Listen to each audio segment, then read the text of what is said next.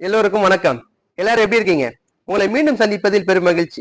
நாம ஒவ்வொரு நாளும் ஆக சிறந்த திருக்குறள்களை பார்த்துட்டு வரோம். இன்னைக்கு பார்க்கக்கூடிய திருக்குறள் ரொம்ப அருமை சார். என்ன சார் சொல்றாரு? வாங்க சார் பார்க்கலாம். சொல்றார் பாருங்க, என் நன்றி கொன்றார்க்கும் உய்வுண்டாம் உய்வில்லை, செய் நன்றி கொன்ற மகர்க்கு. எப்படிங்க இவரால் மட்டும் இப்படிலாம் சொல்ல முடியுது? சொல்றாரு பாருங்க, உங்களுக்கு நீங்கள் எவ்வளவு பெரிய அறத்தை மறந்தாலும் உங்களுக்கு மீண்டும் ஒரு வாழ்வு இருக்கிறது, உய்வு இருக்கிறது அப்படின்னு சொல்றாரு. ஆனால் வாழ்வே கிடையாது. இதுக்கப்புறம் அந்த அறத்தை மறந்தவனுக்கு வாழ்வு இல்லை. எந்த அறம் சார்? பிறர் நமக்கு செய்த உதவியை மறந்தவனுக்கு வாழ்வு இல்லை அப்படின்றாருங்க.